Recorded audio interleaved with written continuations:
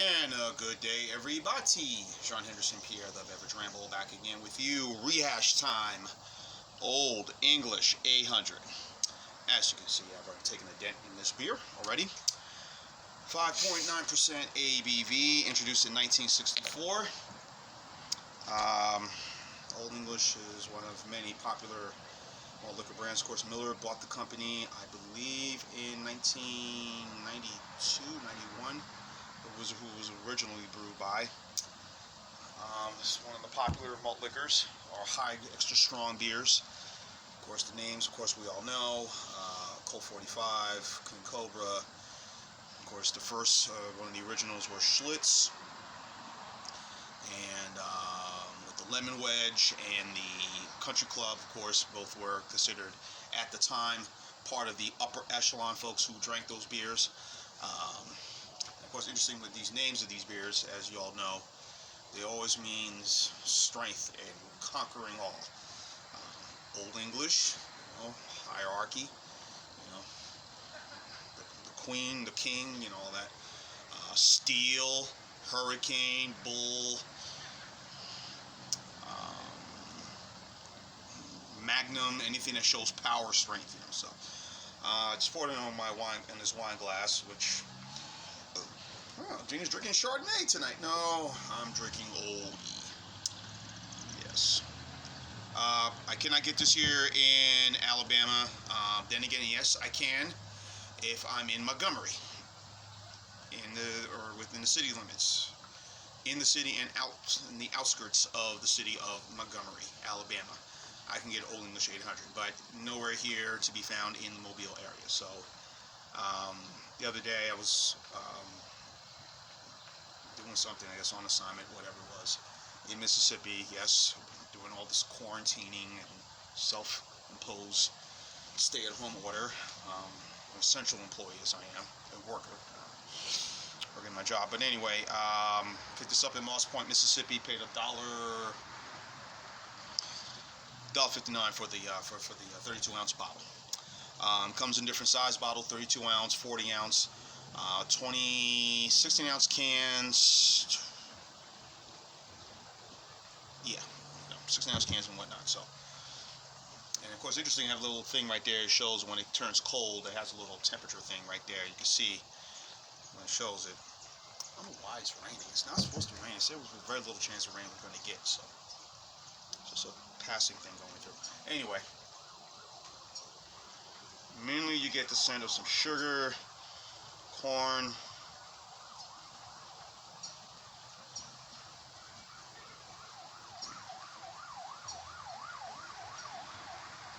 definitely malts in this.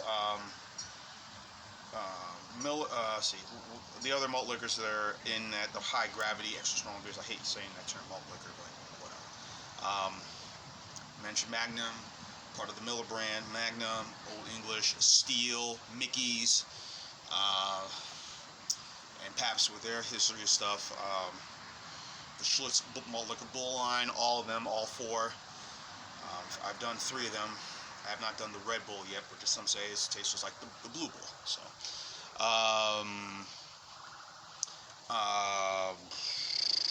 mentioned that. Colt 45 high gravity.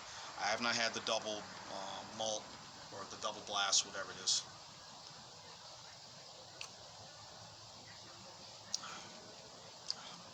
I have had neither of that one, but I've had the Schlitz line, Colt 45. And I'm thinking some other malt liquor that's part of the Pabst family of beers. And of course, Anheuser-Busch with their beer brands, King Cobra and Hurricane. Only the high gravity. I never had the 6%, which I don't know if we'll ever get that. I don't think that thing will ever be made again. I don't know. If you're lucky to get it, get it. Great. But there's some other low-tier brands that are kind of viewed as trash. I tried Crazy Horse one time, and of course Earthquake. That's also.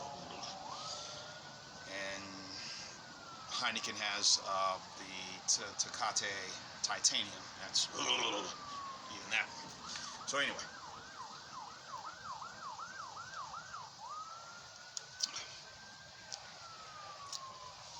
Malt flavors immediately. Bit of a hop present, little, not much.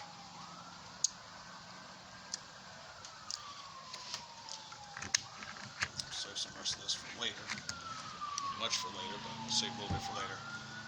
You look at this 32-ounce bottle, and I just don't think it seems like it's it feels like I'm drinking a 16-ounce bottle, you know, or a Coke bottle. I don't know. Just the way it looks, man. The way I'm grabbing it, you know. I don't know. So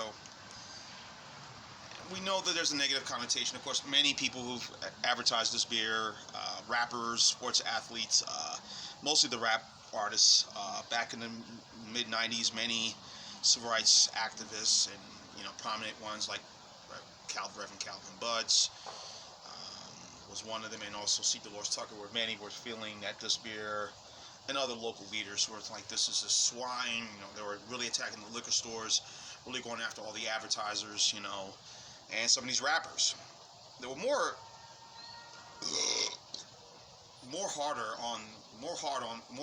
were a lot harder on the rappers than they were, say, a Billy D. Williams. Of course, he was synonymous with the Colt 45 commercials. You know, hey, baby works every time, you know. But people, for whatever you felt, this was swine, bringing a negative element. They're just destroying communities and you know, yada yada yada yada on that. But so malt liquors have been remaining a while for remaining, and some of the rappers, probably some don't, but you know, I mean, even some of the rock stars were promoting this. I mean, Van Halen promoted Schlitz Bull. I think the Ramones drank Steel Reserve, you know, so I can't figure out why it was always harder on African American black artists, black musicians, than they were on white musicians when it came to anything, beer advertising. I don't know. It just makes no sense, you know. I think we need to be doing more is promoting more wine drinking within our community, you know. You know, that's an underserved market right there. You know, those who drink white wines, or, well, they like white wines, but more red wines, you know. You know, the dry stuff that I like to drink, you know, the Cabernets and the Pinot Noirs and the Syrah. They need to put in, hey, folks, let's start drinking more of those great, tasty wines. But anyway, I'm going on a rant, rambling on and on. But I've had this a while. Again, like many, I kind of stopped drinking malt liquors probably around the mid 90s, 98, 97. I was drinking all these different things, you know. And I just kind of lost interest in it, kind of drinking more light beers and, you know, the Budweisers, the whatever. But as time has shown itself over the last few years, I would say the last 5 years, I've kind of taken a different approach towards malt liquor, towards high gravity or extra strong beers.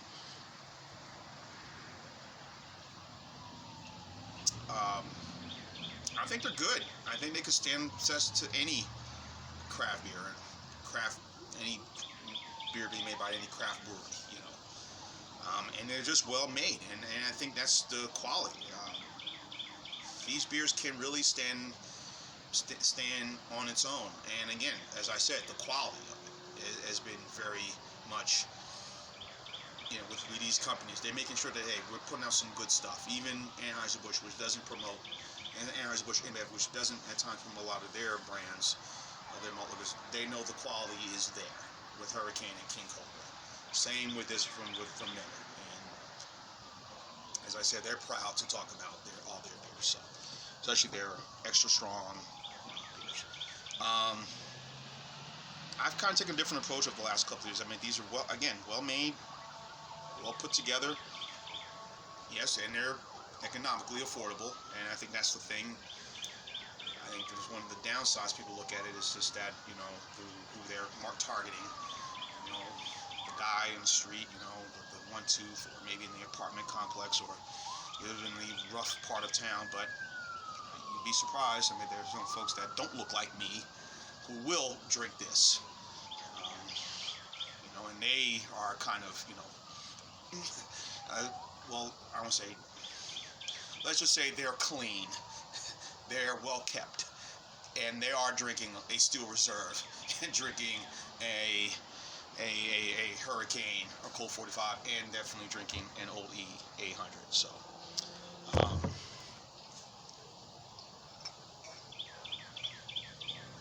yeah, like I say, I mean, for the style for what it is, this is a very enjoyable beer. Like it. It's good. Well done. Nothing negative about it. For the style, I'm going to go all the way and A. So that'd be a 9.1 for the style for Old English 800, one of the originals. Still going strong all these years later. And check it out. A score for me. John Henderson, Pierre the Beverage Ramble. So you keep on watching. And as always, cheers, live, laugh, and love. O-E! O-E, O-E, O-E, O-E. English.